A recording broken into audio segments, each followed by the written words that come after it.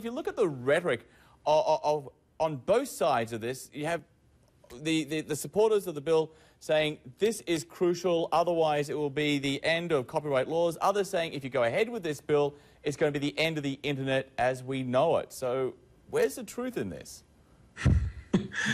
Well, the truth is we may not see what happens until the bill is actually enacted, and we see how the Justice Department interprets it, and we see how far courts are willing to go in terms of mandating blocking.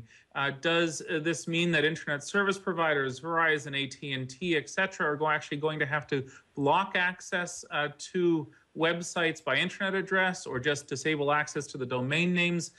It's in vague. I think that Hollywood and Hollywood's allies intentionally made it so we just don't have all the answers yet. But I'm inclined to believe the technologists, and the technologists are very skeptical of this. I haven't read one report by an internet engineer who says, hey, I love this bill. Right. And one of the big criticisms which I've read, it's all about overreach. That this just simply goes too far the other way. It puts too much power in the hands of the copyright holders, that they can simply go ahead and close down these rogue websites without getting permission from a judge.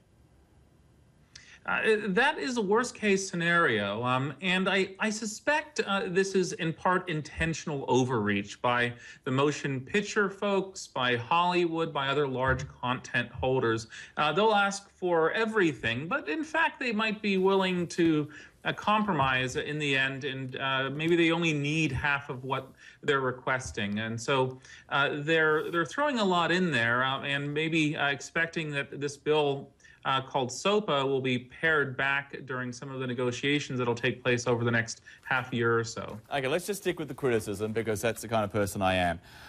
What I've also read is that one of the things they're saying is that what this will essentially do, this will only have a casual effect on piracy. The people who are really determined to continue on with piracy, they'll keep going with it, but the price you have to pay in terms of freedom of expression and the freedom of the internet is simply too great. It's right.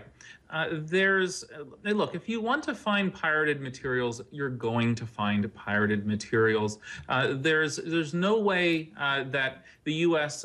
Can create a great firewall of America like the Great Firewall of China without turning this country into a place where none of us really want to live or even visit, for that matter. And so that kind of effort is doomed to failure.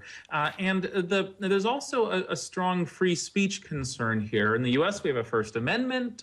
It's been interpreted by courts quite broadly. And so what this means is that if a website has some copyright infringing material on it, then all of a sudden it can be made to disappear from the internet, or virtually so. WikiLeaks posts internal documents, say bank documents, documents from a lot of companies that these companies would like to keep private. All of a sudden, you can have the Department of Justice pull a switch, WikiLeaks.org goes offline, even if it's hosted at on WikiLeaks.ch, which it is right now, on servers in Europe. And YouTube probably would have been pulled or made invisible if it were starting out today and this bill were to become law. So there are a lot of free speech implications here.